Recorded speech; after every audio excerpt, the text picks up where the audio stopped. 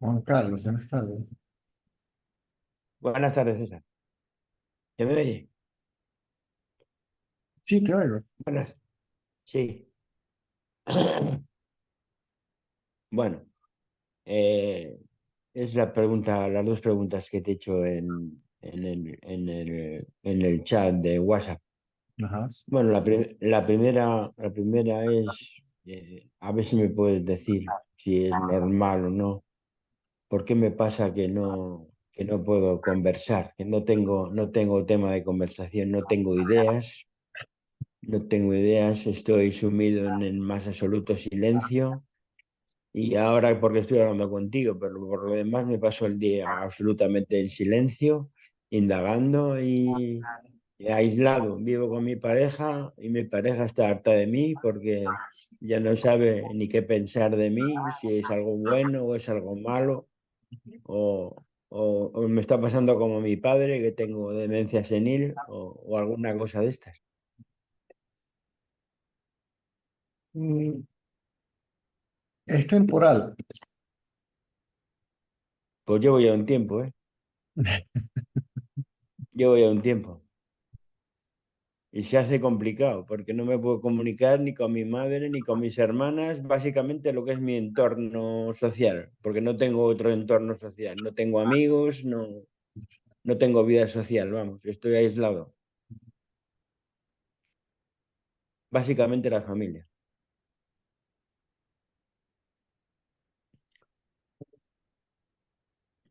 La indagación no es diferente a la rendición. Y cuando hay indagación o rendición, la mente es absorbida por la conciencia. Cuando la mente es absorbida por la conciencia, nuestras antiguas predisposiciones o simplemente desaparecen o quedan suspendidas, ¿ok? Como en pausa.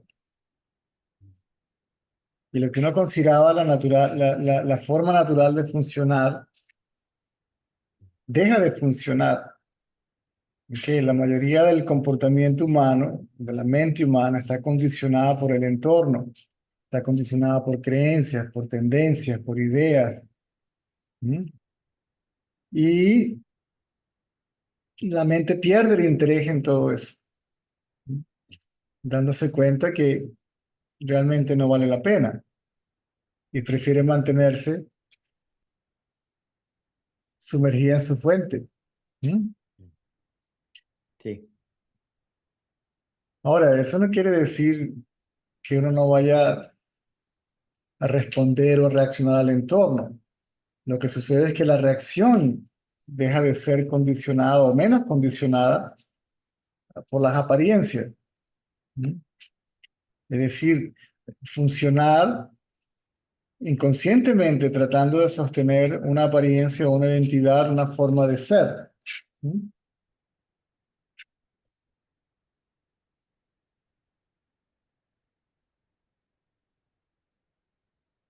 ¿Me sigues? sí, te sigo, César, sí, gracias. Es natural. A veces se pasan por periodos largos de absorción. Todo eso hasta que las tendencias se disuelvan por completo y la mente pierda su sentido de separación permanentemente con la conciencia.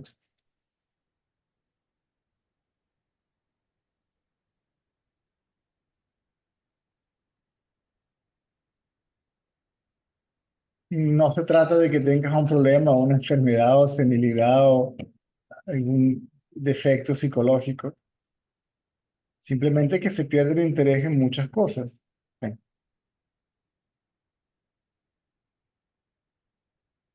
Se pierde el interés en muchas cosas.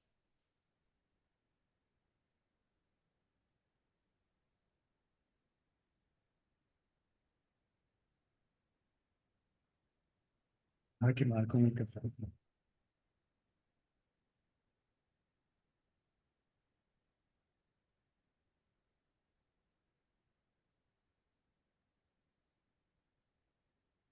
Así que no debes de preocuparte por ello. Tal vez podrías tomarte la molestia de explicarle a tu entorno, ok, lo que está pasando, lo que estás haciendo. ¿ok? Y realmente uno no tiene nada en contra de nadie, ¿no? No, se lo digo, pero me cuesta trabajo explicar lo que estoy haciendo porque me cuesta trabajo también a mí entenderlo.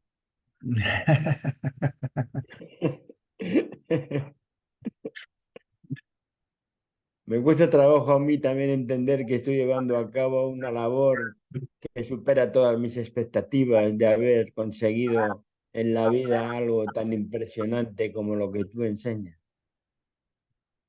No, yo todavía tengo amigos y familia, pero realmente lo que me motivaba a compartir con X, Y, Z persona o medio ambiente ya no está allí.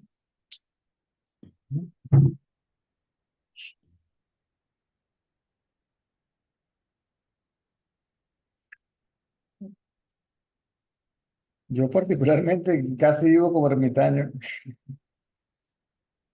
Bueno, pues entonces como yo. Ajá, ermitaño.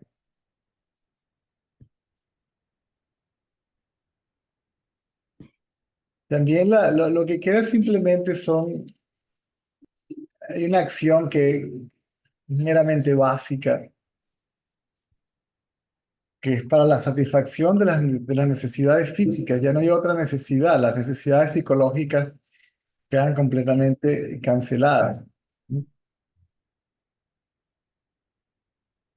O sea, esas tendencias o dejan de operar o se van reduciendo o quedan suspendidas. Puede que despierte una que otra de vez en cuando otra vez, pero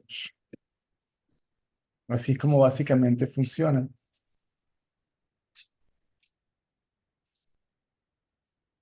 De acuerdo, César. Pero no está pasando nada malo, ni es senilidad, ni es un problema psicológico.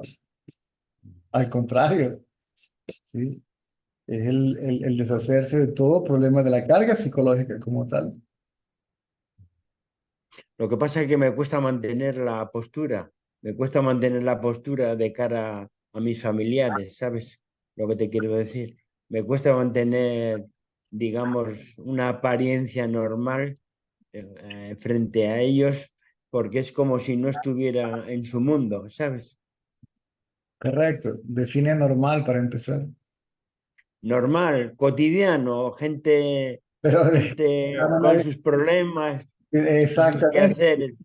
Claro, con sus problemas, si no son sus problemas son los de otros, si no son los de otros son los del mundo, si no la economía, si no esto, si no lo otro. Sí, todo eso que no me interesa. Exactamente.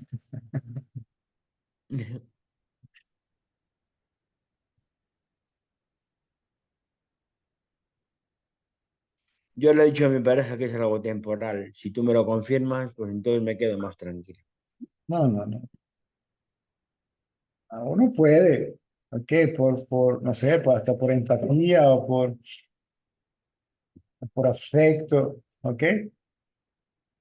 Explicar por qué uno cambió, por qué uno es diferente, por qué uno no actúa como antes, por qué no te interesa esto y lo otro.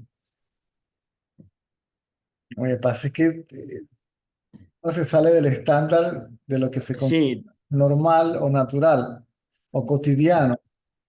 mm, sí, se sale del estándar normal y cotidiano. Sí, la verdad es que hablar con conocimiento me costaría un poco porque no es que tenga mucho conocimiento sobre este tema, ¿sabes? Lo que pasa que ha sido como muy, muy repentino, muy espontáneo y muy fuerte, fuerte.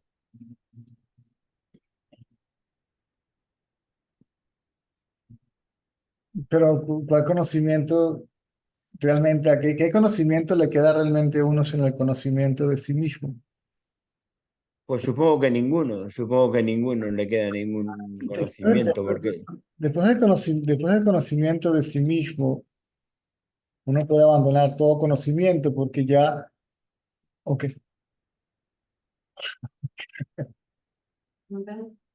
comandante, porque lo que queda es un conocimiento, no se pierde todo el conocimiento porque todavía te acuerdas de hablar español y de matemática y derecha, izquierda. No creas, no creas, no creas, no creas, no creas. No, eso no se pierde, la memoria no se pierde. Sí, simplemente la mente ya no opera condicionada por ideas preconcebidas, conceptos, creencias, tendencias. ¿Mm? Mm. Eso es todo. A lo que, a lo que surge cualquier imaginación, la descarto inmediatamente. A lo que, con la más mínima imaginación que me surja, la descarto. No me dejo arrastrar. La mente que queda es simplemente práctica, funcional de nuevo, para la simplicidad de la manutención del cuerpo o de otros cuerpos, si eres padre de familia, si tienes pareja o lo que sea.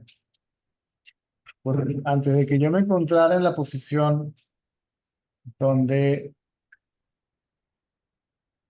mm, me encontré simplemente haciendo esto, hablando de esto, ¿ok? Yo tenía un trabajo como cualquier otra persona, pero aún así esas inclinaciones ya no existían, ¿ok? Mm. Y simplemente un trabajo, mientras cumpla con la meta de garantizarme las necesidades básicas, pues lo que sea. ¿Mm? Trabajaba en un comercio, luego trabajé como profesor de karate, luego trabajé como eh, supervisor de gerente de supermercado, luego iba a trabajar ya como asistente de enfermero hasta que, por cosas del destino, si se quiere, me encontré prácticamente 24/7 abierto a la posibilidad de responder cualquier pregunta acerca de este tema a aquel que estuviera honestamente, realmente interesado. Mm.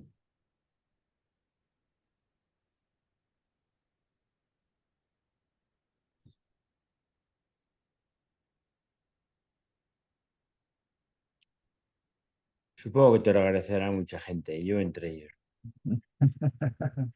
Ah, sí, yo no sé, los he visto pasar por aquí por miles.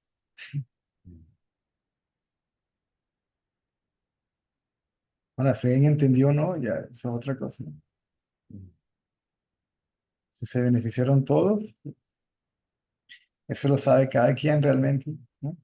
Claro.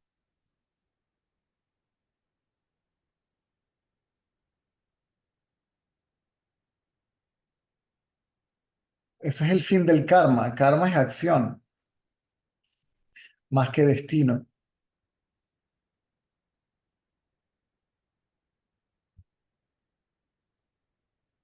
Y la acción, de nuevo, está motivada por ideas preconcebidas, creencias, de nuevo, conceptos, ¿m? Lo que se entiende como el deber ser, lo que muchos entienden como el deber ser.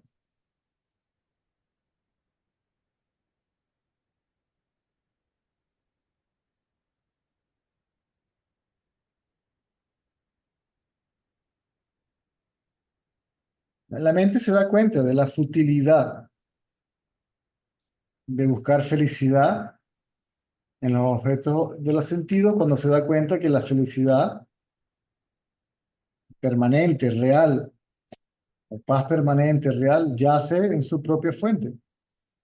De hecho, la mente es la fuente.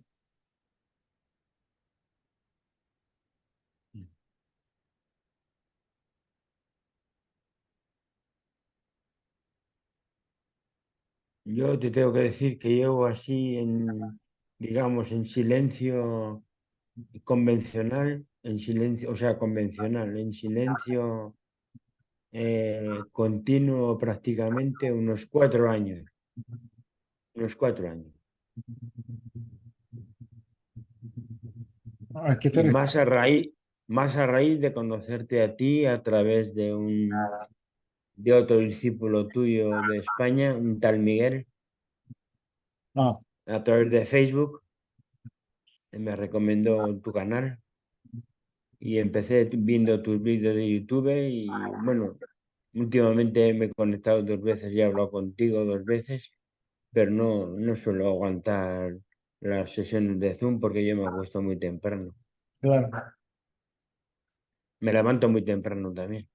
claro, claro. Uy, te caíste. No pasa nada. Aquí también, mientras hablo con ustedes, estoy de niñero también.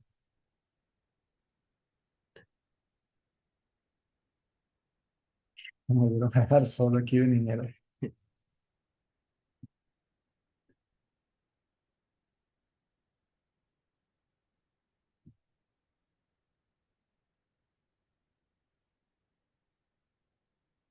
Así que nada, tranquilo. No pasa nada. Gracias, César. Mejor.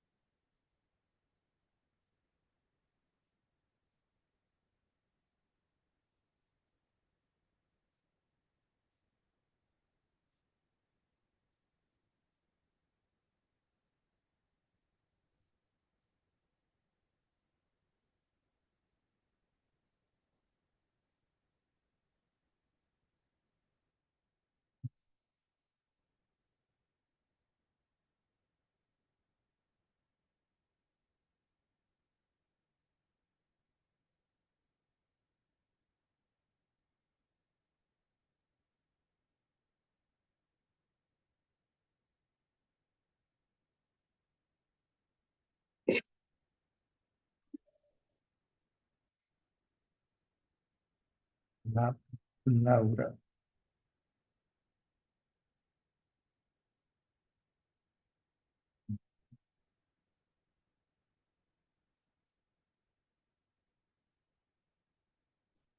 Ahí voy.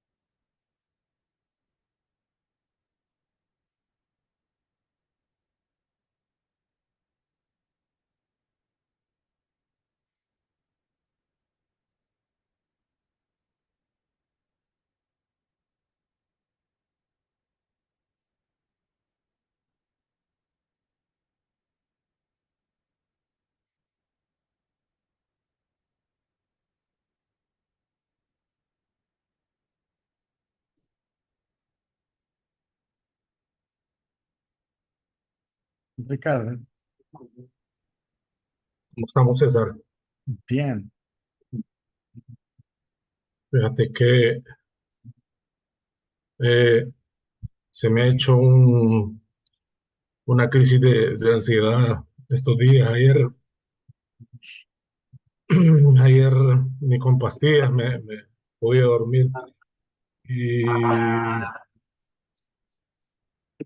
fíjate que he tenido algunos problemas de trabajo y me quedé varado con la moto y casi recaigo, casi vuelvo a recaer ayer.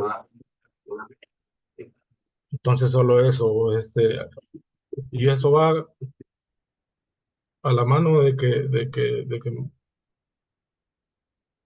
también me estoy metiendo un poco más en los satsangs, en la búsqueda en la indagación, pues. Pero sí estoy sufriendo ahorita, oh. Y no sé, es como una fijación, oh, una ansiedad que no. Y ahorita sí tengo que pedirte la ayuda, oh, porque no se me quita. Y sí, una cosa que me pasa es que cuando indago por completo se me olvida de que tenía esta crisis de ansiedad, por completo. Antes por lo menos me admiraba, ¿verdad? Que se calmó, decía, hoy se me olvida del todo. ¿Sí? Y eso te quería no decir nada más. Entonces, Entonces, ¿quién se le olvida? Ahora, ve al ¿cómo yo, fue? Ajá, ve de dónde surgen todos esos pensamientos. ajá. Ahora,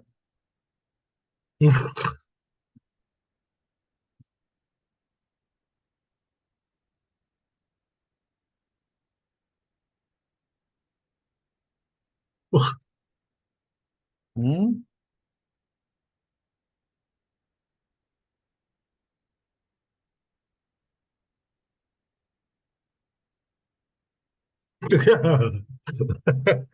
No te digo. Ajá.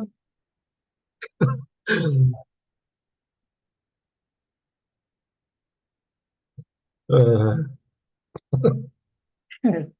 Recording in progress.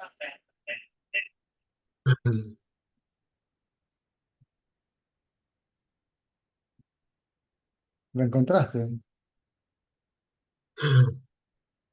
de- ¿Encontraste a la persona que está sufriendo? A ver, búscala. Ajá, no la encontraste.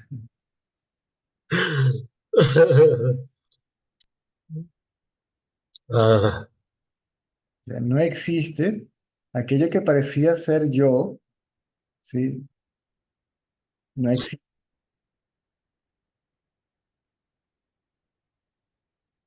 Simplemente identificación con todos esos pensamientos, ¿sí?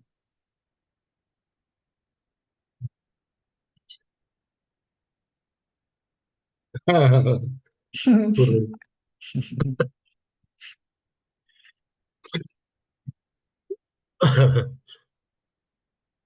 Bueno, César.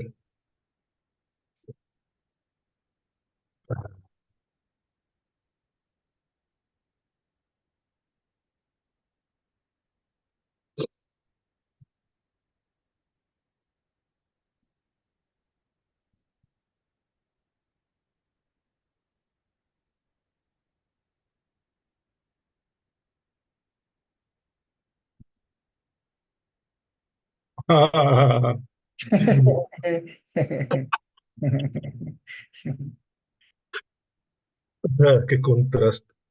Ah,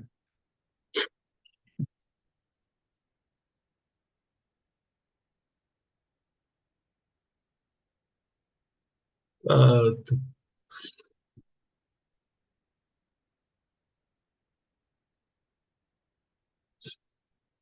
ah.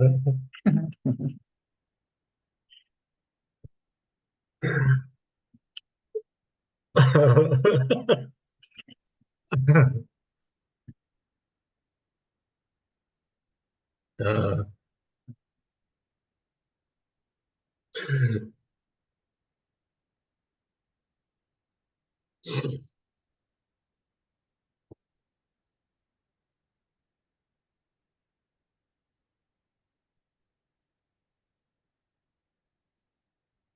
mm,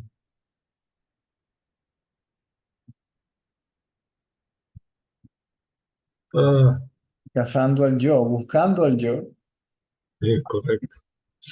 ¿Qué es ese yo? ¿Quién es ese yo? ¿Qué es eso que surge en el cuerpo aparentemente como yo?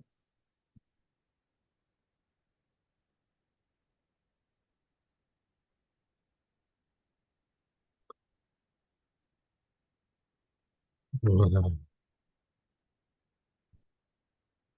ahorita el movimiento es como ver lo que surge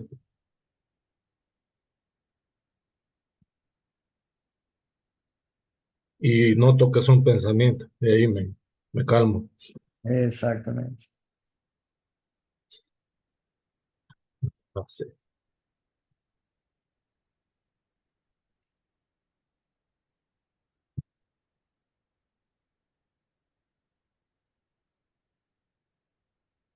Mm,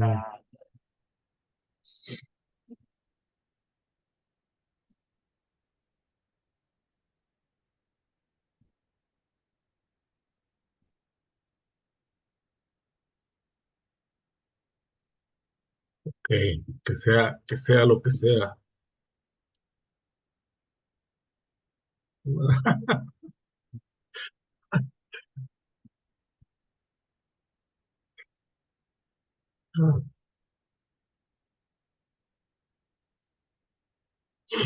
Bueno, te agradezco, te agradezco.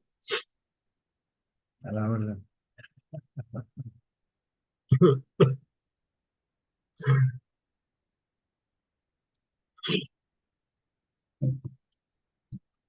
Laura. Let me open the microphone. I think you changed your name. Cambiaste el nombre, creo. Ah, there you are.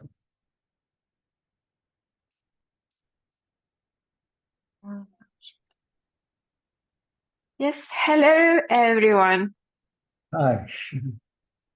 Where Hello. are you from? Original, I come from Lithuania and I living in Switzerland, Right, in Zurich. right, right. Yeah. I've been, Yeah. I know Lithuania very well, yeah. Oh, really? Yeah, that was the first country that I tried when I was living in India, and I started doing this permanently. Lithuania was the first country that I traveled overseas to speak about this. Yes. Vilnius, Kaunas, Klaipėda, Nida, Electronite, all over the place, yeah. Wow, it's amazing. I saw many your videos Mm. and my friends they told me about you in Russia Right. and I wanted because I was in my trips and in how said I was looking for my soul way for the time. So We are looking for oneself. See? what? We are looking for oneself. We are looking for what we actually are, Mm-hmm. because Yes. we believe to be something else. What we are looking for is what we are, right? Yeah. What soul, God, consciousness, whatever it is. It is oneself. So,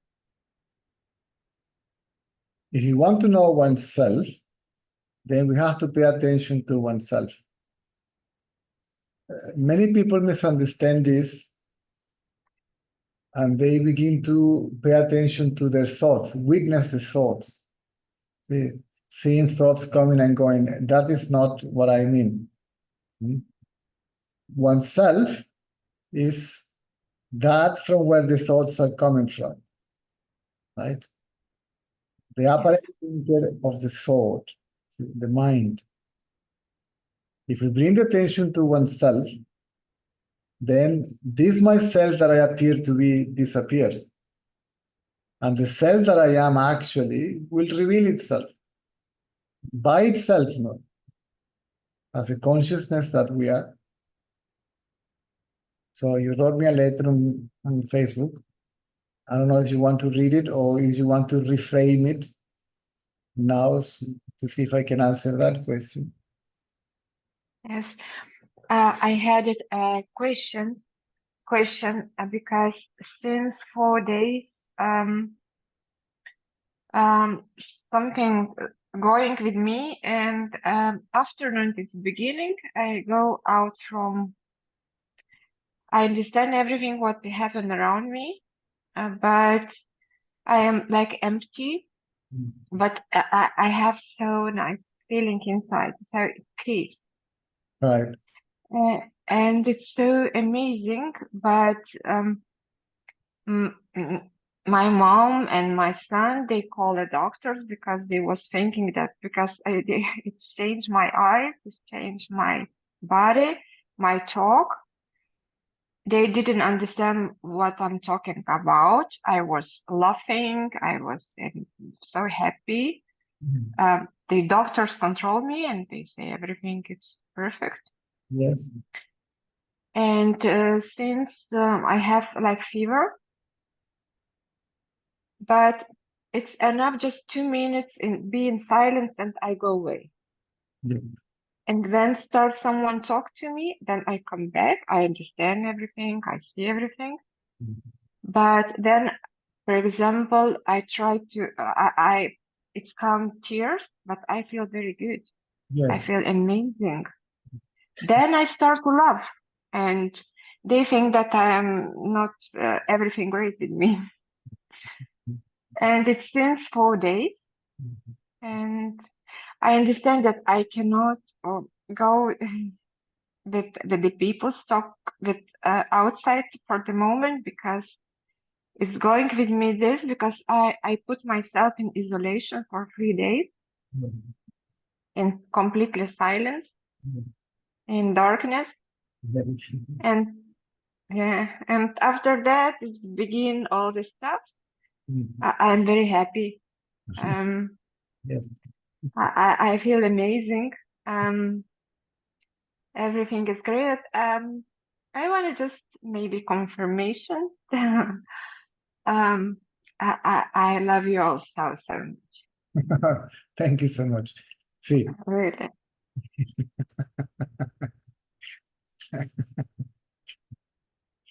it is okay. It is natural. Okay. If we really observe oneself, or if we surrender, what we call oneself will be spontaneously absorbed by consciousness. It's like a magnetic pull that, see, it's not that you disappear. See, the image that you have of yourself disappear. What you call yourself is absent, because if you say I disappear, then who is the I that knows that the other I disappears? So it's not you who disappear, okay? It is your own sense of self based on identity with whatever it is, the body, the knowledge, the family, the friends, the culture, the country, or whatever. All that goes away. And we begin to experience true peace, true happiness, which is not obviously, as you can see, dependent from anything or anyone, nothing external, right? Yes. Because our mind frees itself from all these ideas of how to be, what people call normal, right? Natural. Then you seem to be different. There is an energy that somehow wakes up and it can produce the sensation of fever in the body, but if you take the temperature of the body, there is no fever, because it's a heat. It's the heat of that energy, but it doesn't heat up the body. So I put a thermometer in my mouth and wait for a while, there is no fever. There can be shiverings in the body. There can be goosebumps in the body. We can feel some sort of electricity coming through the spine. It can happen, many phenomena. This is temporary too, okay? Then the people around begin to question, right? Your sanity. Are you okay? Is everything all right with you? You look different. We begin to lose interest also in the old type of relationships, conversations, activities, okay? We simply lose interest for all that stuff, right? It is natural. If all these ideas disappear, and if the idea of being the body disappears too, so that is no longer applicable, that no longer manifests. See, all these tendencies, all these predispositions or inclinations simply disappear. There's nothing wrong with that. So everything is okay.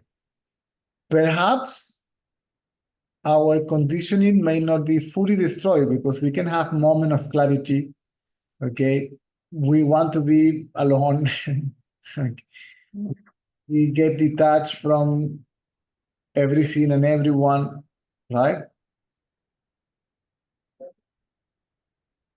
sometimes all these ideas and tendencies are not fully destroyed. They can come back again, but they are easily recognized for what they are, and we don't follow them. Okay? Even if they try to operate, they will not succeed. It's like we become a new person, like we are just born. And it may take a while how to learn again, how to operate in this world. We still have friends, we still have family, maybe a partner or a husband or children and all that. So we begin to deal with that in a different way. We may be understood or not. That we will see. We can perfectly explain, well, this is what is happening, and I can help it. Because we can't help it. It happens spontaneously. And if I try to be always with the people around, I don't feel comfortable, and we don't want to fake it. We don't want to pretend to be something different, someone different, right? So it's okay.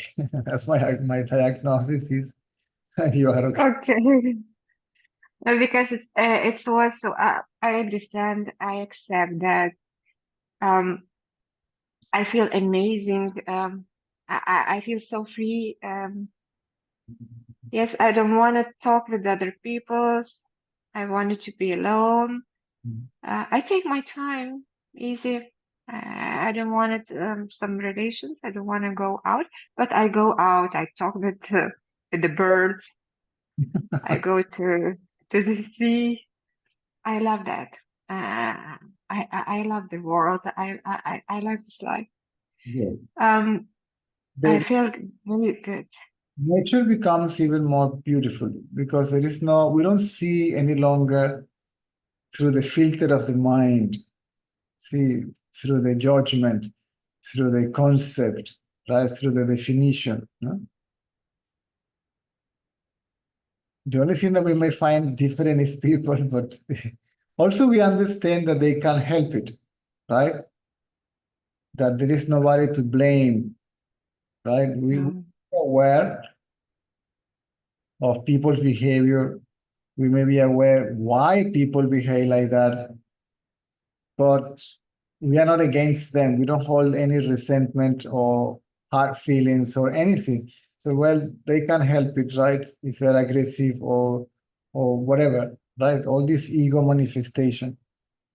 We simply move away. If we can move on, so we move on. See, if I go to the supermarket and the girl in the cashier is nasty, okay, fine. Let her be nasty. See, I don't have to stay here with her forever. I just move on, right?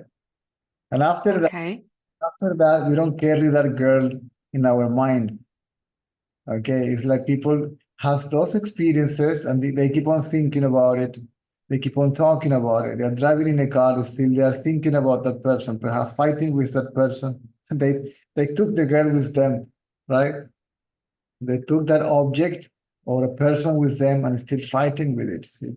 Talking with it, thinking about it, right? So this is something also interesting that happens. Something happens and it fades away, it doesn't leave imprints, right? Unless it is necessary, right? And then you have to think about it, how to deal with that. And we don't lose the capacity to think or to feel or one's memory. Some of that knowledge may be, most of what I know is useless. Most of what I learn in my life is absolutely useless.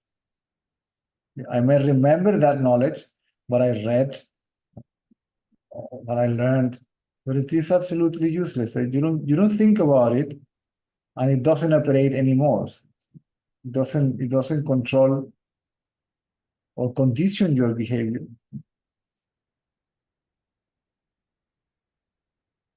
I will do that.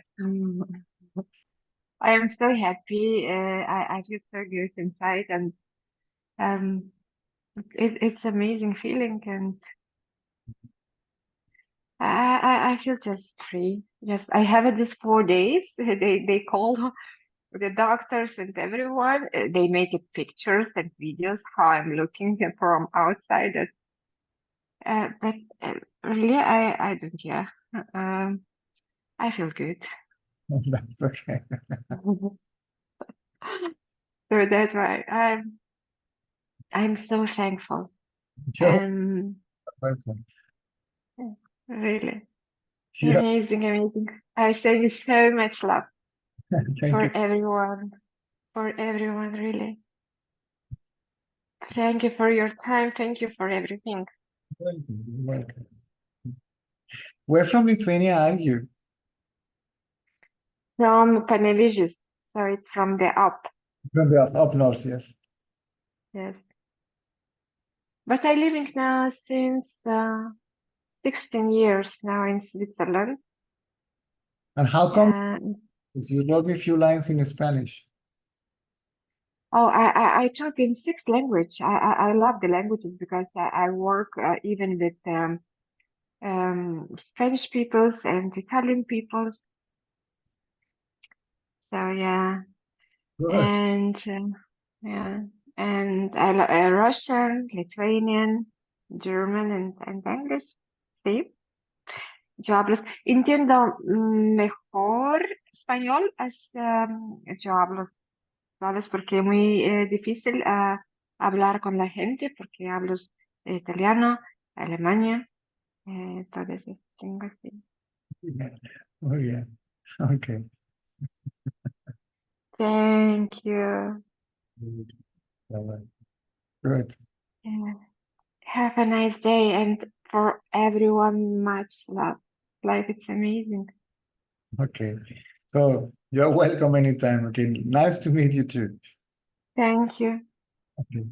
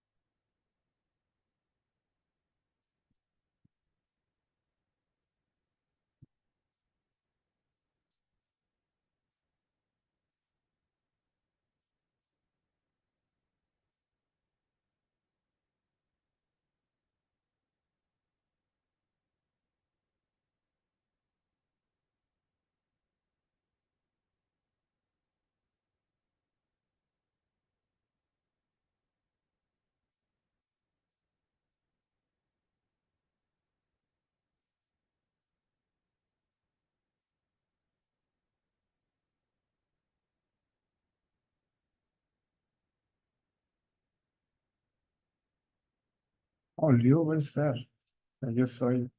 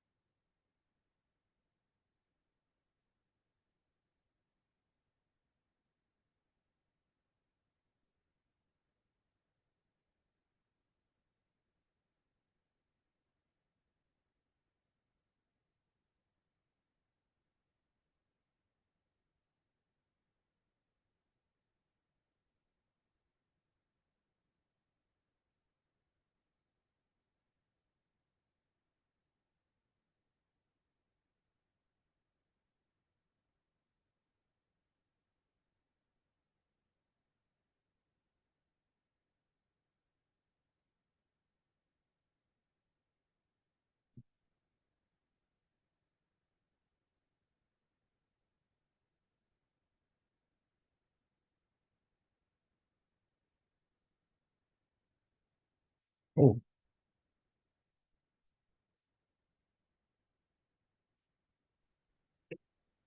Hi, Cesar. hi. Hi, everyone. Tell me if it's noisy because I'm outside. So, the day before yesterday, I woke up. I didn't open my eyes. I woke up in it was feeling that I don't know who I am and where I am. And then Alina woke up, and I understood that I am Alina and I am here. And then the dull mind came back with new, fresh, I don't know, power. Because it's before I was in this subtle kind of way that I was noticing the mind. I wasn't paying attention on it. I just was watching the mind. And now minds flow me away with all these fears, and like if you're gonna be conscious, conscious doesn't know anything. You will not recognize your like surroundings and all this stuff, and it just blows my mind. And now it's became again dull and confused. So Alina disappeared for a while, but not you. You lost temporarily your identity as Alina, right? I think so, yes. Yes. But that didn't stop you to function naturally, normally. Yes, but I was not understand who am I. I was not knowing who am I. I was just knowing I am, and that's it. Good. That's fine. That's fine. Because the mind didn't merge fully in the self. It didn't dissolve completely there and then. Some tendencies, you say the mind came with a fresh, there is nothing fresh about that, it's old. Fresh, no, that's basically rotten. This is the old.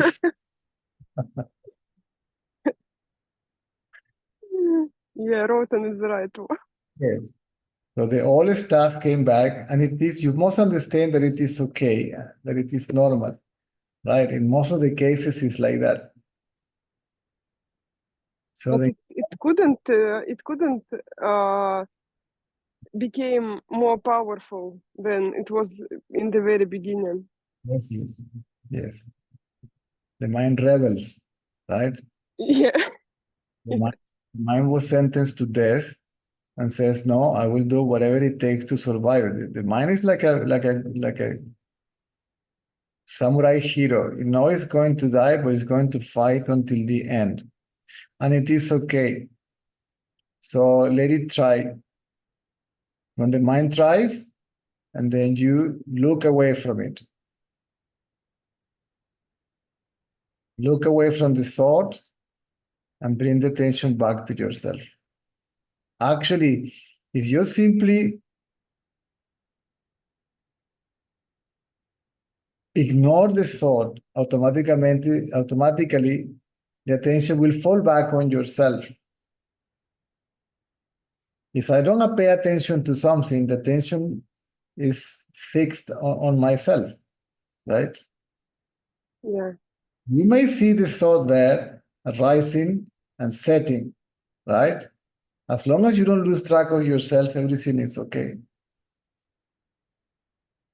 Yeah, it seems like I was not believing my mind already. And Yeah. then my reality shows mind just blows up, and it was like, you're gonna be a witch, you're gonna be like crazy person or like whatever. No, And this scared me. the very life of the sages contradicts that belief. And Ramana Maharshi was, for example, extremely practical, and whatever he did it basically till perfection. where he was writing, cooking, making notebooks, books, making plates with some round leaves. You know, they make plates in India with round leaves. They attach them to each other and make like a big plate. He was doing flower garlands. He was doing polishing walking sticks, making walking sticks for sadhus, and fixing the water containers of. Sometimes he will join Alamalai Swami, putting bricks together in the construction. He will supervise everything in the ashram. Okay, he was a great cook. Nobody knows, I guess, even him, from where the abilities just showed up. So it's not true that Janaka was a king and he carried on being a king after waking up and ruling the kingdom, right? And more efficient than before and selflessly, right? So this is a thought, this is a mind. See, try to convince itself, because the mind is talking to itself, right? If the mind merges in the self, it keeps quiet, it cannot say anything to itself. So don't listen to the mind. It's a very bad advisor. My experience says the same thing. We don't become stupid or dull or inefficient or careless. Actually, one of the things that I found myself, that I was not careless, but I was not too much into order, organized. I was quite this kind of a pseudo freedom and bohemia life. I was also a lot into music and art and all that stuff. Not myself, but I will enjoy it, you know. Anyway, I found myself becoming super organized, super tidy. Okay, actually, when Nasia met me and we moved together, she came to live in my house in Moscow, and she was freaking out. She said, "Listen, are you an enlightened being or a psychopath?" Because psychopaths are also very. So everything was, I will go back from home and I will put the coins on the table and I put it by size and everything. See, until now, I am very organized, right? The practical mind, the mind becomes efficient, right? I'm selfless. So don't listen to all these things that the mind says. Even when it is one's natural state, it seems that we'll have to get used to it, right?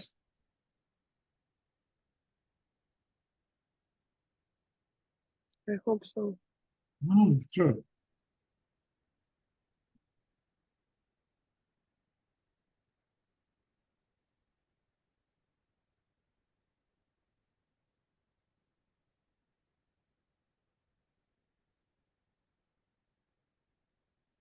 So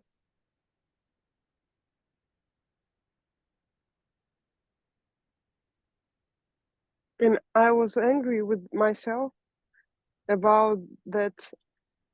For a while, your words, they were like going inside and observing inside, and it was more clarifying. And now those 2 days, I would say the content like bounced off me like from the wall, you know. It doesn't go inside. It's just like became like a wall. yeah, it's a self-defense mechanism from the mind. The mind plays dull. Yeah, dullness, it's true word. Hear anything, I don't understand anything. What? Right? Like when we are tired, that we need to rest, and we are already like full. Okay, there is a word from that in Spanish, which is embotado. It's like saturated, right? Like when you are working for hours and making numbers or whatever, you say, I cannot put anything else in my mind cannot move a little bit more. So I need some rest. Right? This is what that is all about. See, that characteristic of the mind is for that purpose, to give. So the one who is tired is the mind, yes? Yes. But the mind is not, you can't separate the mind from the body. Yeah, I see.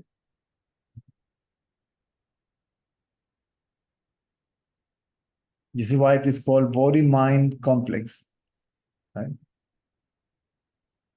Mind arises, body arises, world arises. Mind disappear, body disappear, world disappear.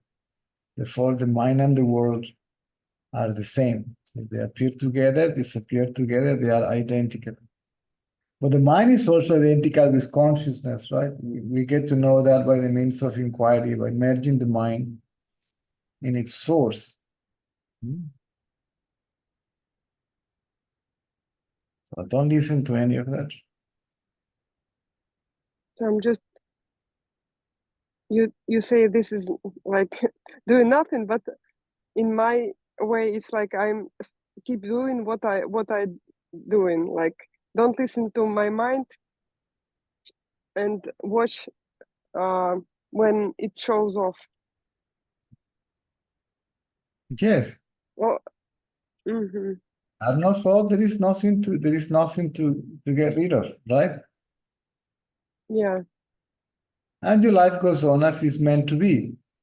You don't have to change your lifestyle. If you're into music, into art, or whatever it is, you go on with that, right? No, just I started to realize that Alina is imprint, that it's has no base, and this is just like fake person. And then after this occasion, I would say the personality go back, and in fear it became stronger. I don't know. So and now I'm not gonna believe it again.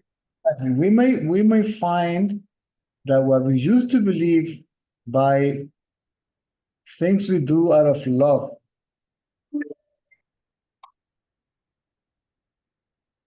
is not true. That deeply within myself, I was doing it for another reason, right? To fit into a group, or I don't know, to hold a nicer image of myself, right? Yeah, I agree. So it's okay. We become aware of so many things. All these things goes on showing up. See, all these will show up, right? Especially when people begin to do the inquiry before going through the so-called traditional spiritual process of purification, right? Mm-hmm. So whatever it is there will show up. But then we begin to recognize more and more what the mind is. It is easy to detect as false and as not I, as not me, right? And I found myself holding the attention more and more on myself, right? And not running after all these thoughts. Right?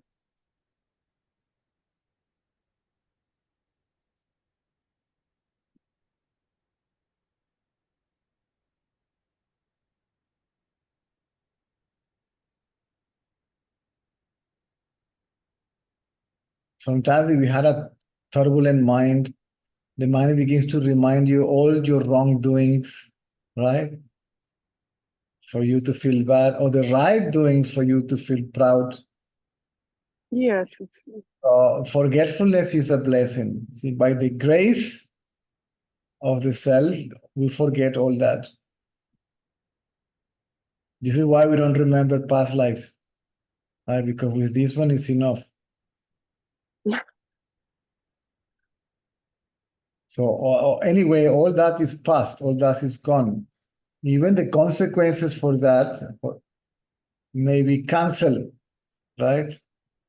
Because there is no identity anymore. And if it is not cancelled, then we go through it peacefully. in a state of equanimity, so to say.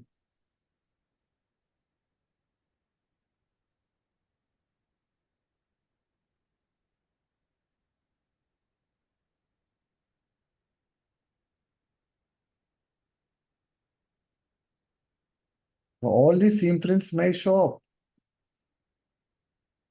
Things that we thought we had it resolved or understood or whatever, right? We got over it, they may show up. That's okay. What is it? It is memory. It is the past. It doesn't exist anymore, right? So if you know that it is enough that one's identity with it or as it is avoided. See, if we avoid identify oneself with that.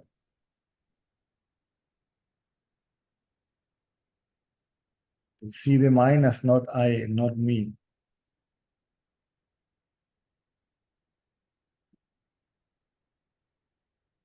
Again, how? By looking at yourself. See, there is the mind and there is I. So I must be something different from that, right? Yes. There is the body and there is I. See?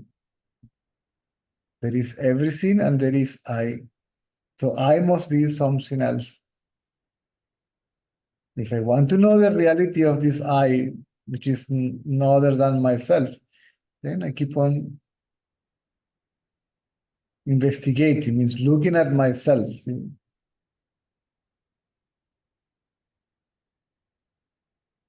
And then you begin to see the reality of this I, which is, first of all, is silent. See? Is peace. Yeah, even now I don't know reality, but when the mind is calm, there is no I. There's just a perception. Yeah, because mind is nothing but thought. Mind is a conglomeration of thoughts. Right? First thought, Yeah. and then all the thought arises, right?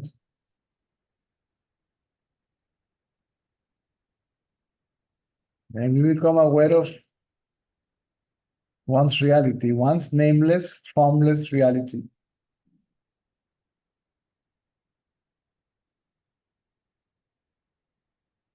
It's completely unaffected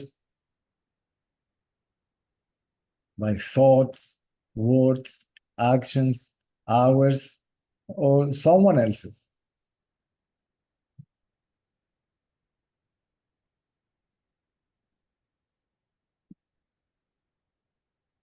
And it's always there. Yeah? Consciousness is always there, can't go anywhere. So we can access to it anytime, and because it is what we are all the time. In reality, it's not something that we get access to, right? But it is what we are. We speak about consciousness as something because I believe to be something different than consciousness. That's all.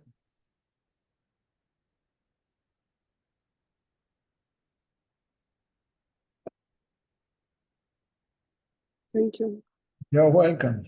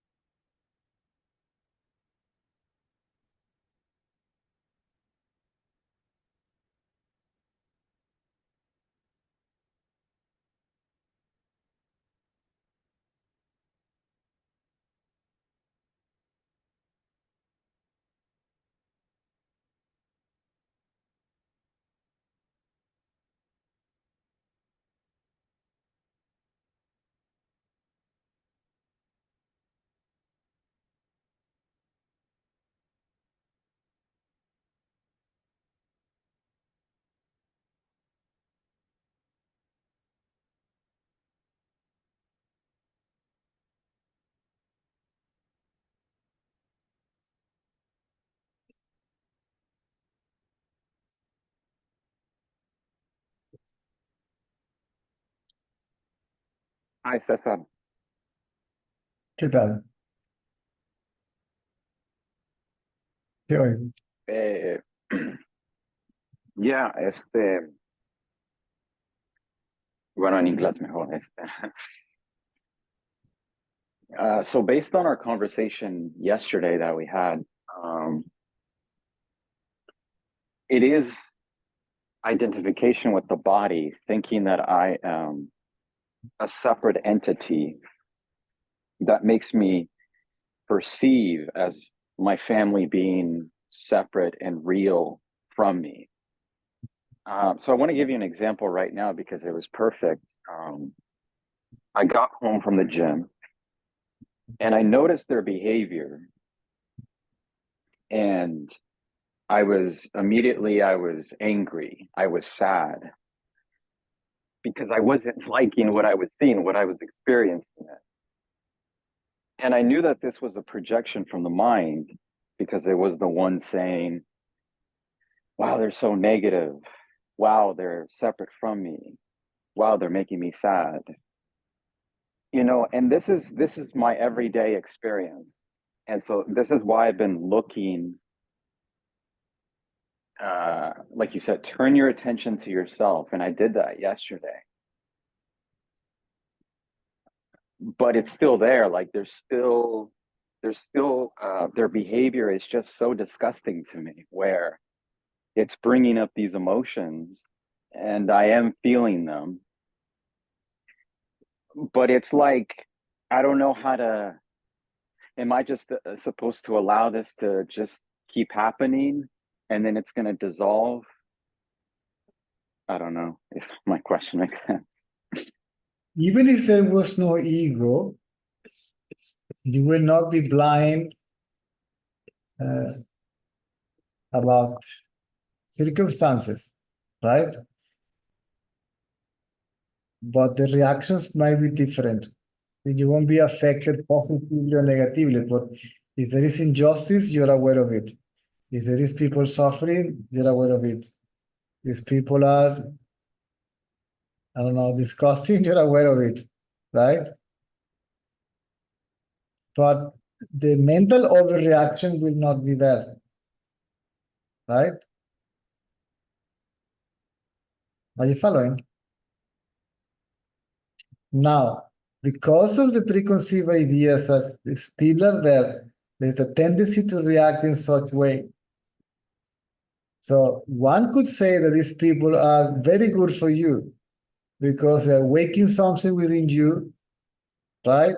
That you may be able to dissolve by the means of inquiry. Whose reactions is it?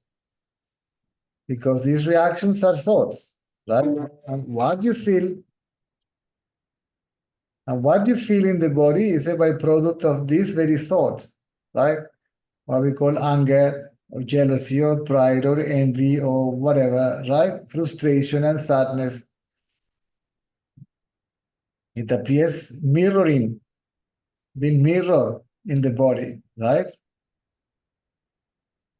So, this is nice people because they are waking all these up. See, you can't get rid of something that you are not aware of. So you can get rid of that by merging the I that experiences it in its source.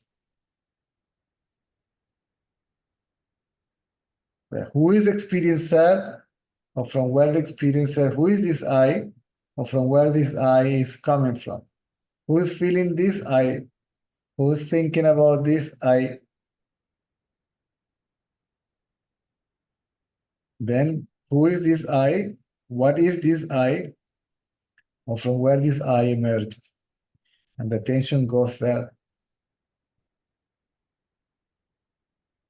It goes from, So from the very people and the thought that I believe are caused by someone else, right? To consciousness, to the source, which is your own self. You're basically paying attention to your own self. You're looking at yourself as consciousness. At the beginning, you may look at consciousness as if you were the mind, see? But in reality, you're looking at yourself as consciousness. It's called self-awareness, which is self-knowledge or self-realization.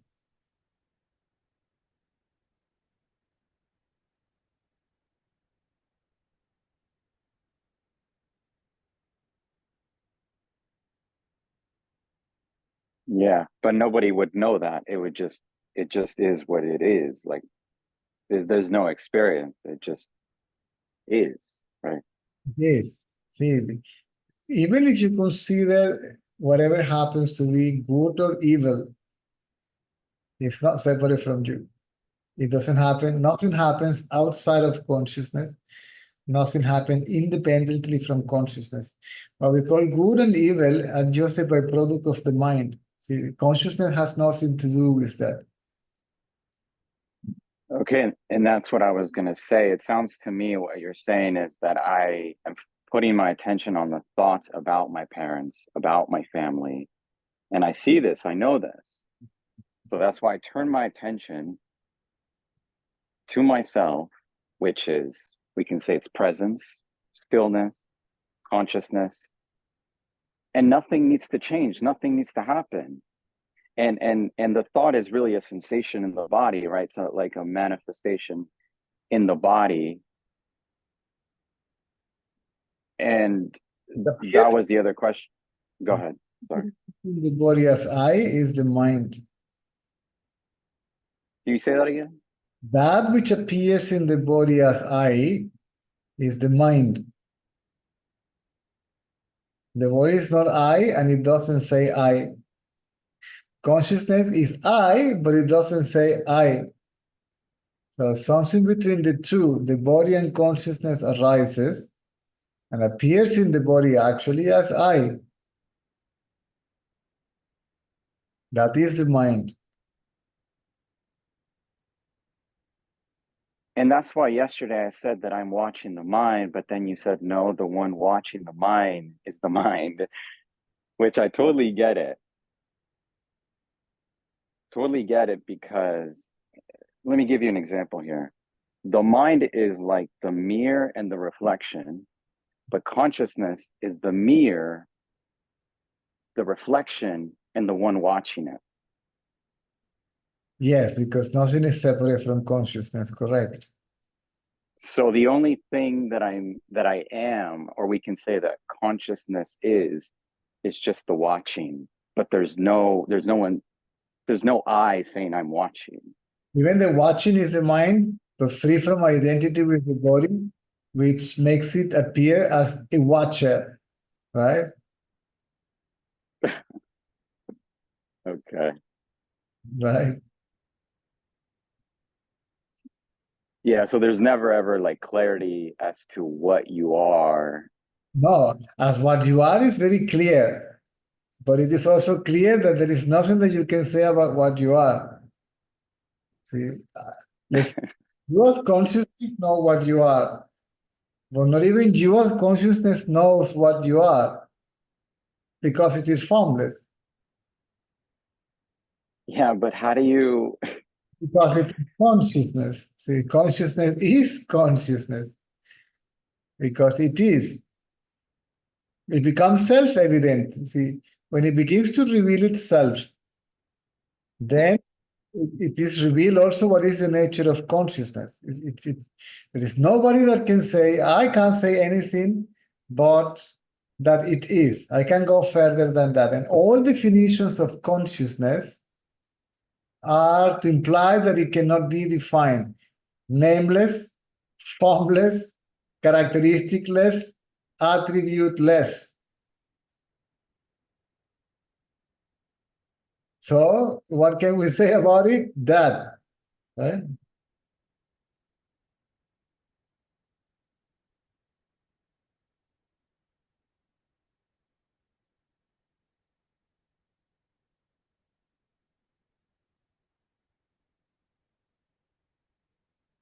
Yeah, it just seems a complete yeah, I know. I'm still trying to figure it. The mind is still trying to figure it out, which is good because at least I know what I'm not, which is the one thinking, the one trying to figure it out, and I'm watching it right now, but the one watching is not even a watcher, what you're saying. The one that says, I am not, also that I am not. Well, yeah, that's what I'm saying. You're leaving me in this place of like, Yeah, it's a mind, I black yeah, blowing state. Because the mind stays without argument, see? And remains, stands still.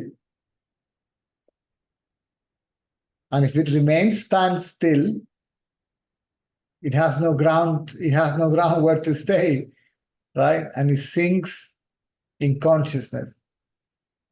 Or better to say that consciousness absorbs the mind within itself. And by doing so, or it do so by revealing itself, right? By consciousness revealing itself, okay, the mind is absorbed.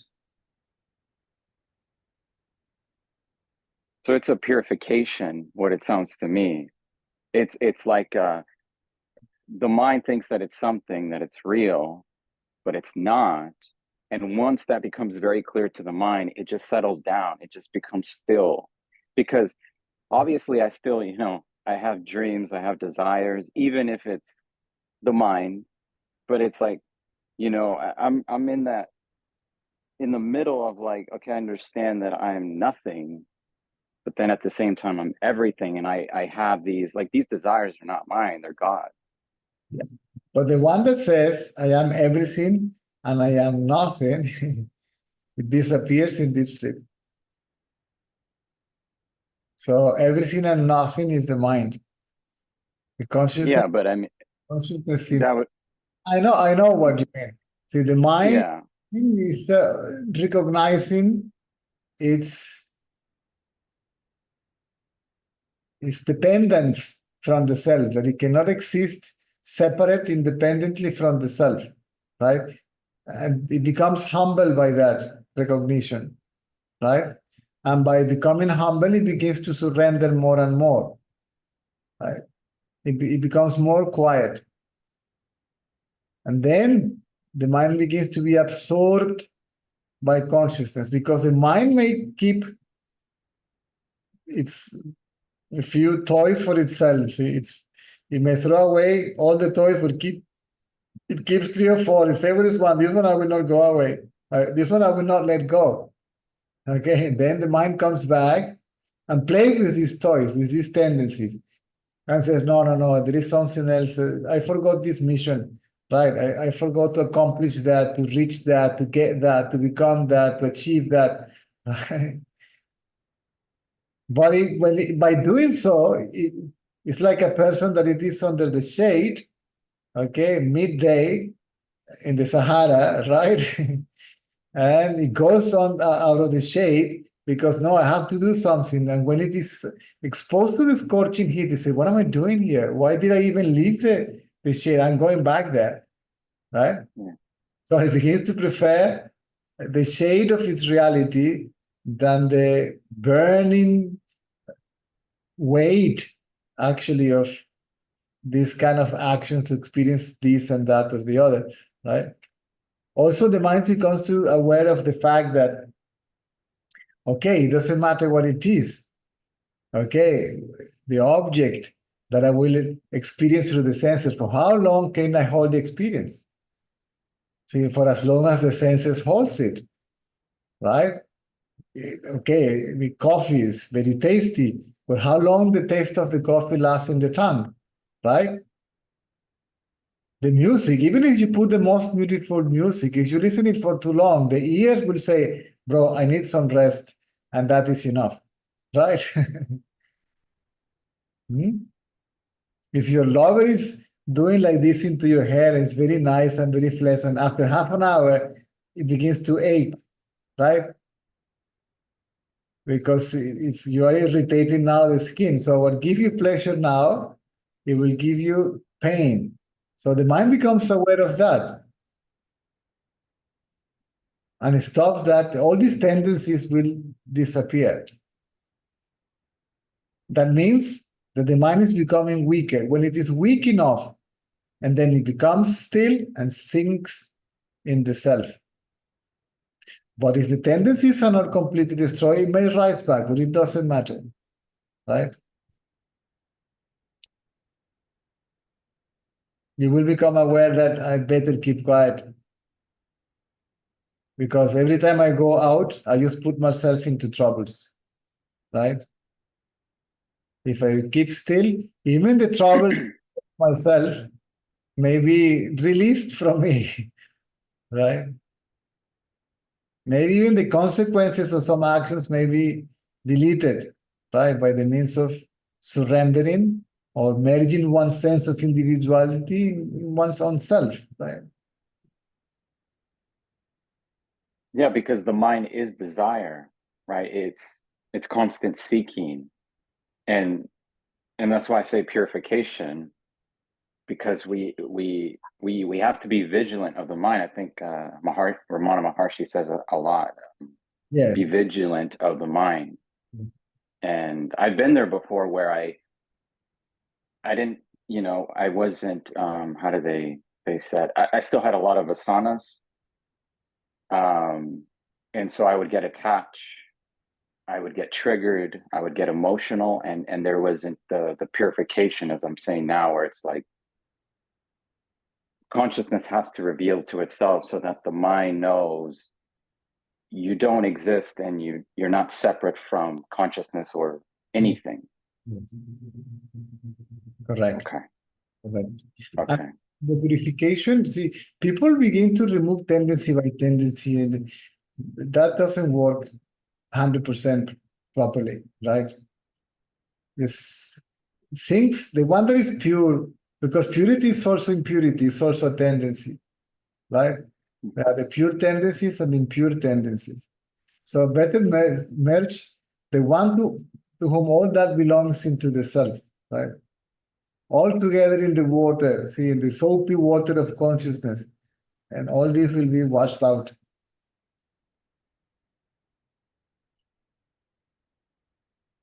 Yeah.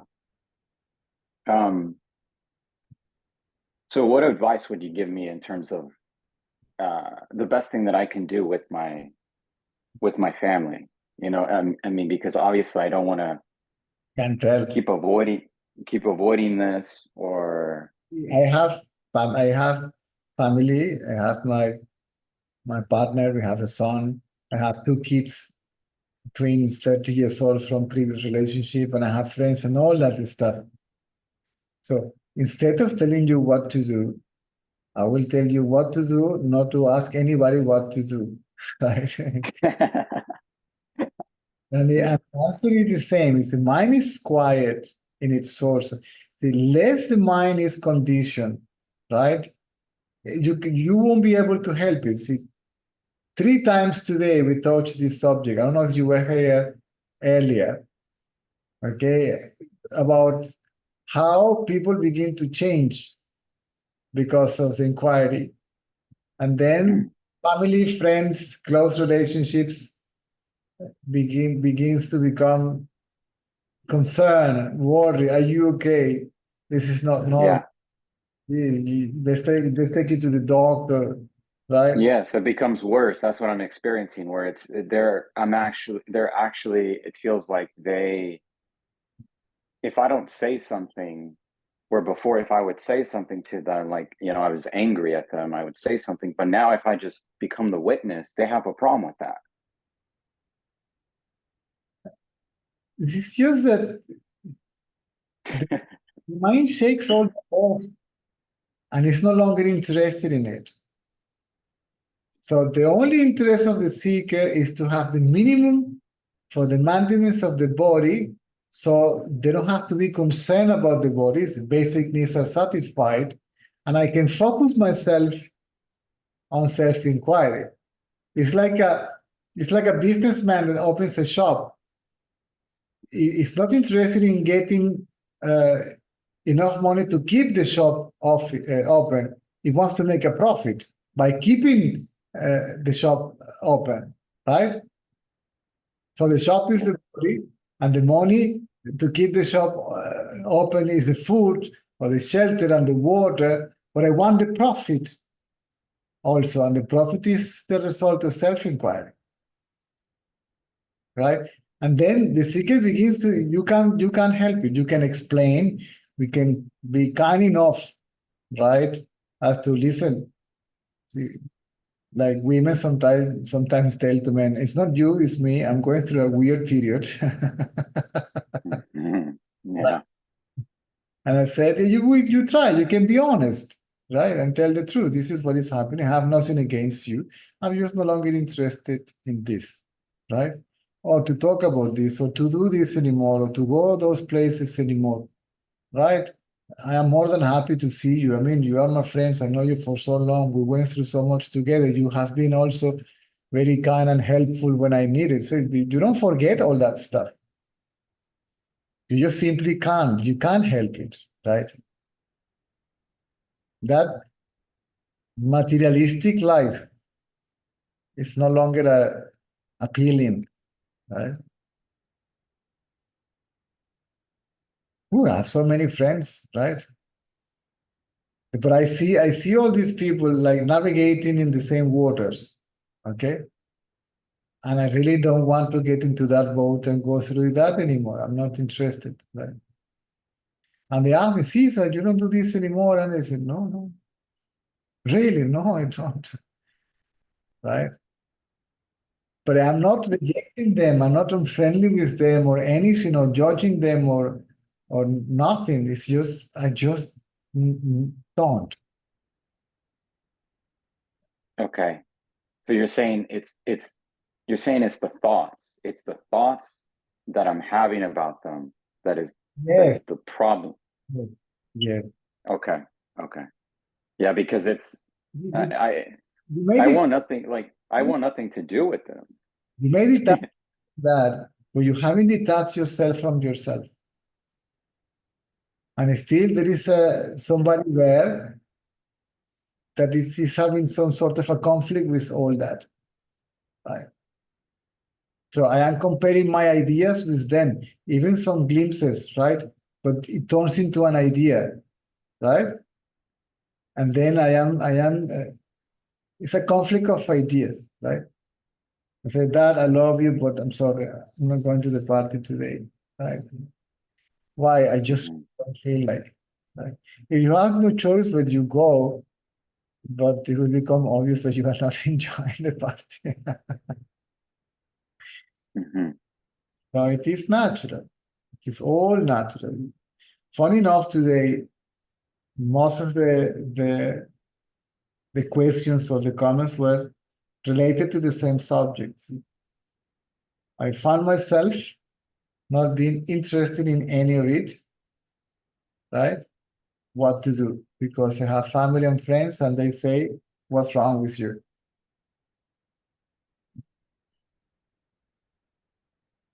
Or people saying, I found myself free from myself. It was nice.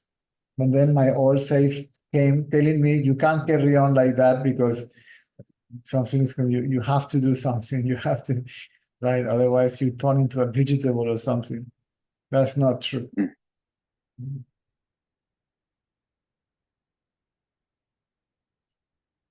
It is super interesting. I found myself never knowing myself, never knowing what to do or what to say. And yet being able to manage with what to do and what to say at any given moment, because it comes from within yourself, right? You are completely from external ideological influence, even your own. Mhm. Being totally honest, right? Simple, sincere, right?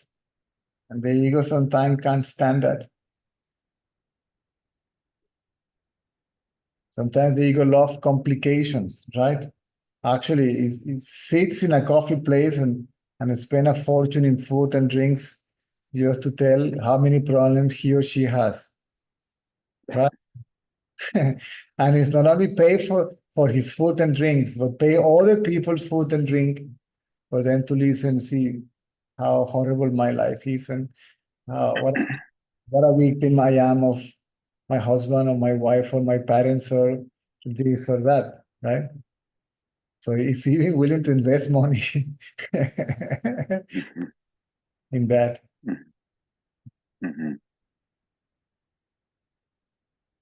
Yes, let's meet together and I will tell you everything. It's okay. I'll take care of it. Of the bill. And we see that a lot. Or the other side of the mind depends upon whatever the mind identifies itself with. It's success. See, I will make a party, okay, and pay for everybody to show off my success and my medals and all that stuff.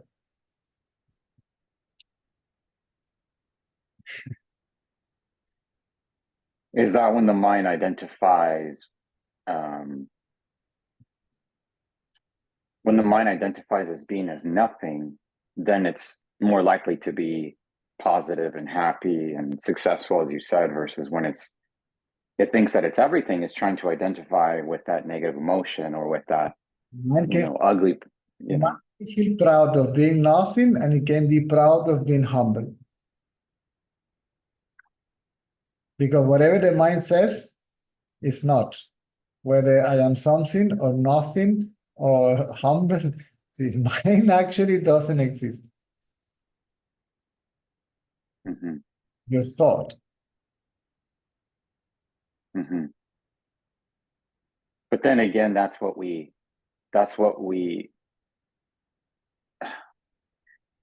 okay, I know consciousness is not, there's no I, as you said, but we're not an object. We're not the body. That's what we think we are. We think we are the body. We think we are the object, but we're actually just a concept. Yes. Okay. Yeah. We think we are is a concept. What we really are is a conceptless consciousness. Okay. Yeah, I like that better, actually. Conceptless. Conceptless. Nameless, Conceptless. attribute-less, characteristic-less, concept-less. Never get attached, never get identified, Nothing. never take ownership. Never does anything. It's not true that consciousness, no, all this is mind, all this is a mind game. It's a play of Maya, it's the play of the illusion of the mind itself. Mind collectively is the illusion. We understand by mind, because of the knowledge of psychology, only thoughts, right? Memory, intellect, ideas, and all that, desires. But mind is also perception. And mind itself is the illusory power, the energy that manifests what we call subtle body, what we understand by mind, and physical form. It is proven that matter is energy, condensed energy, see, vibrating at such a speed that gives the impression that it is solid and material, right? Therefore, the illusion of reality is attributed to it, right? But the mind is also form, but it's subtle. See, you can catch it with your hand. So both are different form of energy, of an original, potential, undifferentiated energy, right? It's what people call Shakti or Kundalini or whatever, right? Can you feel this energy, or is it because I thought you said that we were not energy, right? You said we're not energy. As consciousness, but, no. Okay. As consciousness, we are not any of it. The consciousness is not energy neither. Right? If it is energy, it is felt. If it is felt, there must be somebody that feels it. So the somebody that feels it must be independent, right? The feeling must be dependent from the one that feels it. So consciousness cannot be a feeling or an energy or a sensation of any kind, right? If it is known, then it's not, we are not talking about the absolute knower. We're still talking about something that it is known, right?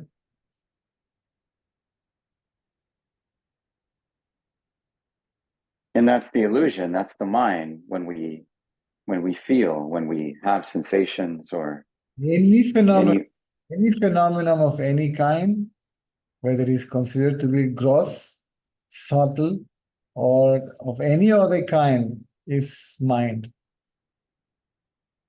Okay. Consciousness is the knowledge of any phenomenon, not the knower or the knowing, it's the knowledge. Now there is the knowledge that everything is there, and in deeper sleep there is the knowledge that nothing is there. Actually, the word consciousness is fairly new as a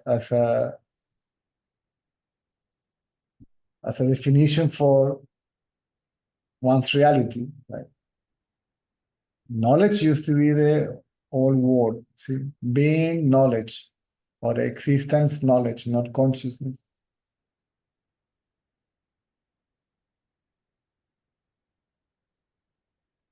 Now it is used the word self-consciousness or self-awareness. Before it was self-knowledge. Mm-hmm. Knowledge of the knowledge itself. Right?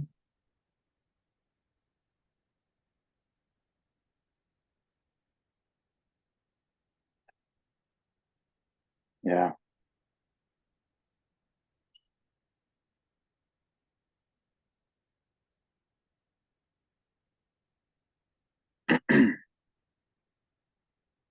Yeah, that's very, I love our conversations.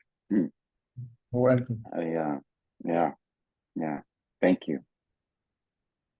So, Ramana Maharshi went through the same thing. Ramana Maharshi disappeared for so many years, and the uncle found him, right?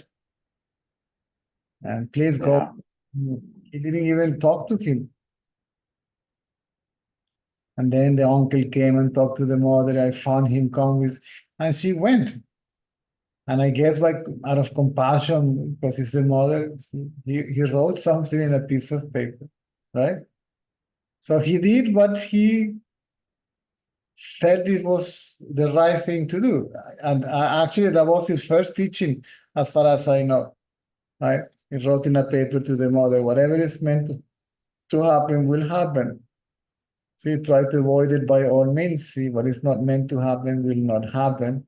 By all means, try to make it happen. See, knowing this, the best thing that we can do is to remain quiet, remain still, silent, mentally silent. Huh? And he gave that piece of paper to the mother. That's interesting, because I actually did have a question about, like, I don't want to be like Ramana Maharshi. I love what he teaches, but I don't want his life. And if this is, Nor you have, what's that? nor you have to. It's different. Everybody's life is different. Even Ramana said so. Ramana didn't like people living meditative life and just remaining idle and all that stuff. He said, no, you go, you do whatever you're meant to do. See, actually, he himself considered the stick attached to a tree, that it is necessary for the tree to grow. But when the tree is enough to stand by itself, then you can remove the tree. And even the people that were too attached to him, that it became an obstacle for the seeker, he will send them away, or he will ignore them completely, right?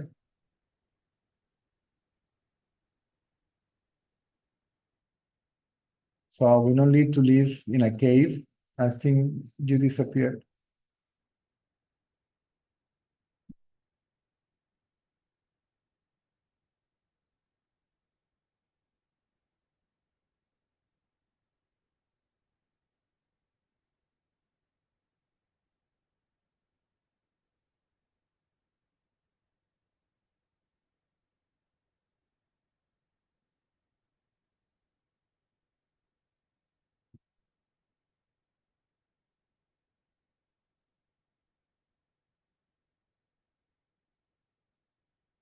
There we go. You did. Can you hear me? Yeah. Okay. So Yeah, what I was saying is that you're saying that I have to have the life of like Ramana Maharshi, the way he lived. no, sorry. Yeah, like I was saying, see, there's a difference between living like Ramana Maharshi, which there's nothing wrong. That's what he chose. That's what he wanted in his path. No, he didn't want that. That was his destiny. Different. Even he said so. There was a complaint from devotees because at the beginning he used to spend more time seated, quiet, still, right? Where sometimes there were not even a blink of the eyes and you could hardly see the breath. And then when he became more famous and the ashram came and he was supervising all the activities in the ashram and all that, some devotees complained, why don't you give us darshan like before? And he says, at that time, I was forced to act in that way. Now I am forced to act in that way. Means because it is pratibadha karma. See, he was what he was meant to do. See, in this life. So he didn't choose that life. He didn't go to Tiruvana. He said that I didn't came to Tiruvannamalai. Ganapati called me. He said, right? So he felt the pull to go there. If you felt the pull, something is pulling, means it's not your choice. And that is what the message to the mother was all about. What is meant to happen will happen. If you're meant to be a householder, a businessman, or whatever it is, fine. It's not a problem. And it is not an obstacle for you to know yourself, right? This is what he used to say, leave the body alone. The body will do what it's meant to do. Let it do whatever it pleases, he said. Whether it is because of destiny or God will or by any other reasons there is any. Leave the body alone. In the meantime, find out who you are. Whatever happens in the world, fine. If you can do something, do it. Otherwise, then back is that, right? So one's job is to realize oneself. So you don't have to leave. Yeah. You don't have to change your lifestyle neither, right? It's the identity with it that must go. Now, you may find along the way that perhaps you are doing things not because you really love them or feel something. No, it's because we are conditioned to do that. So how do we know that we're not choosing, or that we think that we're choosing to do something, whether it be a desire, a dream, right? Because you're saying that it's just the pull that is calling you. Like I have a pull to actually talk about this stuff and learn about this stuff. Inquiry is the key for all your answers.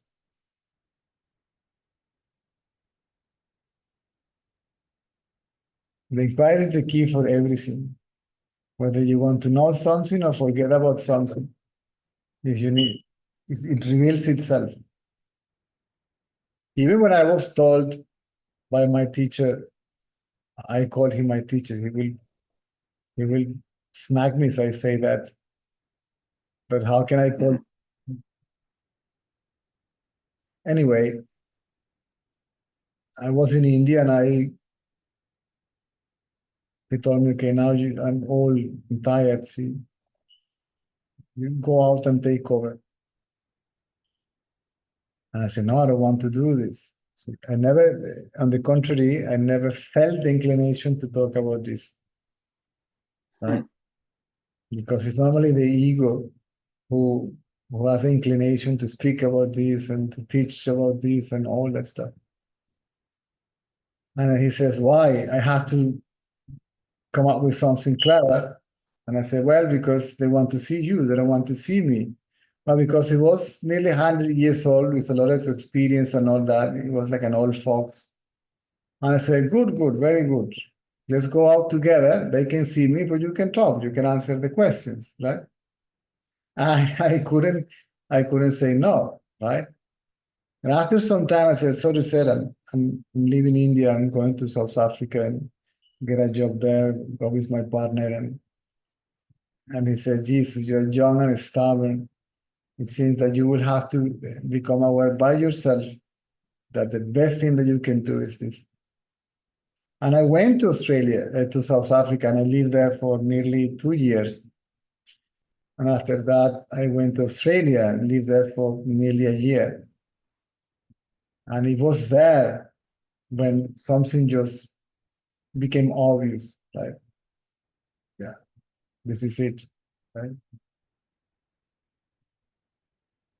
And I came back to the story is a little bit longer, and Baba appears in the period and showed materialized in my house and talked to my wife at that time, and that this is over, your husband has a lot of work to do. And then she asked, what can he do in India? I said, to speak about consciousness, that is his job. But before that happened, I already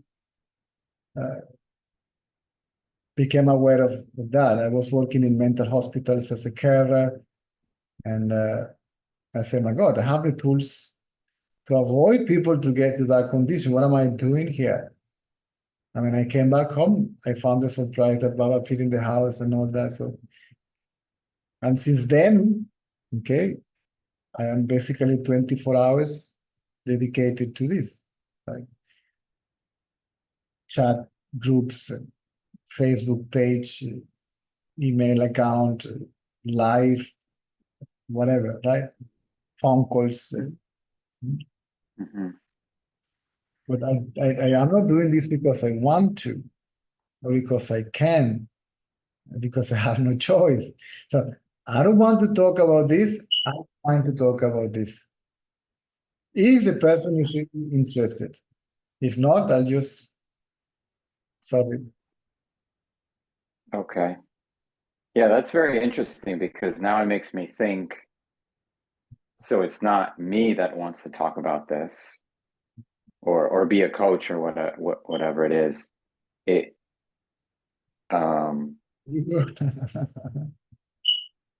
what's that? The ego. It's the ego. But why it does, I mean, to Ramana, me it would make Ramana never said anything to anyone, only somebody will ask the question. And all what he wrote is because people humbly asked, please write something about this and that and that and that. And then because it was the sincerity of the demand, and he did it. He's a word that are very well known, that puts his teachings into written, like Sadhu Om, Muruganar, and few others. Okay. Also, there was a demand. Okay. So of devotees. My teacher never wrote anything, even though 4 books, as far as I remember, were published. People came with the recordings and the transcriptions, and they say, can we publish that? And he helped with the editing and all that stuff. Even though his teacher still was alive and present the book, he said, I published this. In my case, all this paraphernalia around me, the Zoom and YouTube channel and all that came because of people wanted to, right? So there was never an inclination on my side. Right? I mean, I could speak about this, but to come out as a coach or facilitator or no.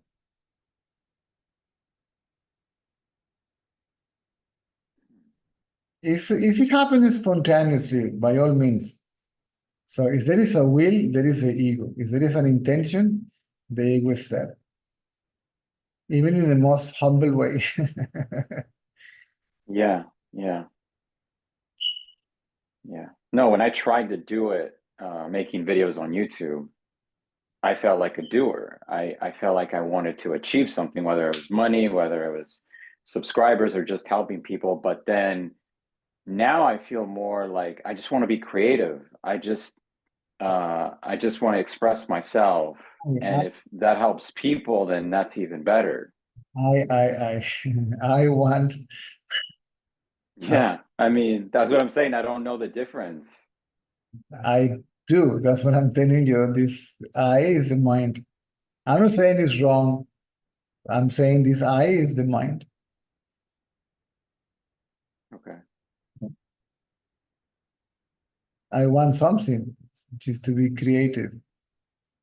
If somebody will ask to Ramana, how can we help others?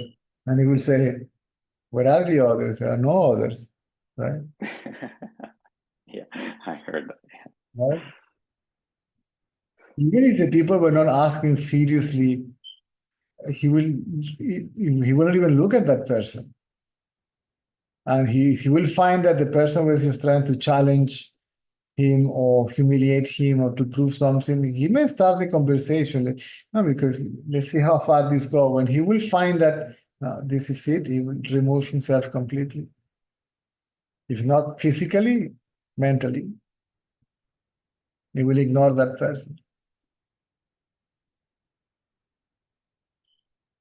Mm-hmm. I will never, ever sit in front of a camera.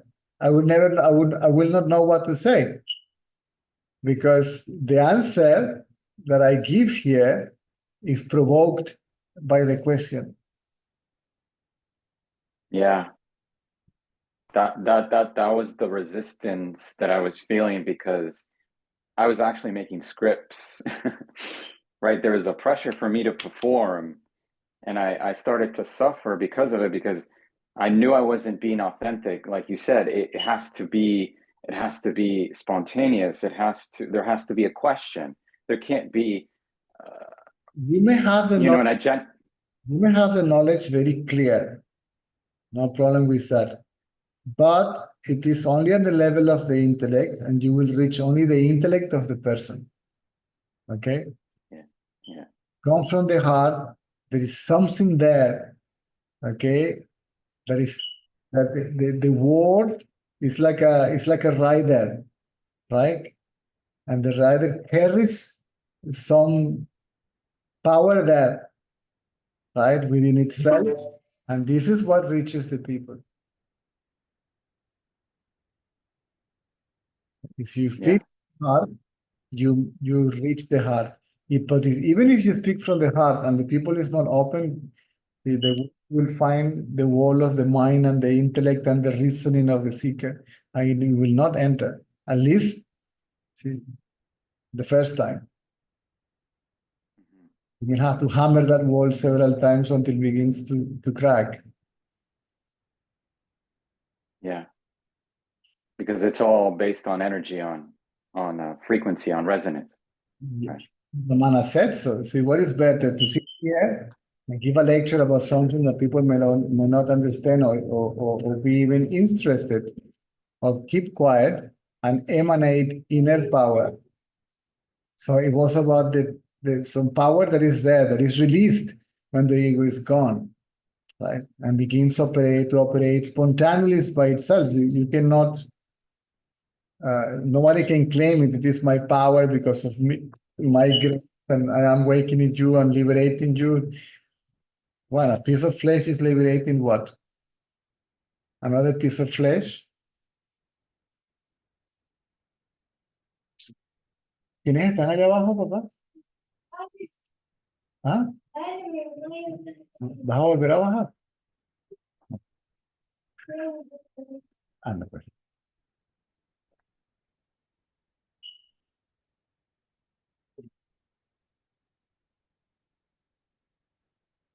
Yeah, this has been amazing. You're welcome. Yeah, thank you. Yeah, thank you so much, Cesar. I really appreciate our conversations, and Anytime. yeah. Okay, gotta go now. Yeah. Thank you for everything that you do. Tonight, otherwise on Wednesday, which is the next broadcast. Absolutely. All right. Thank you. Hasta la noche.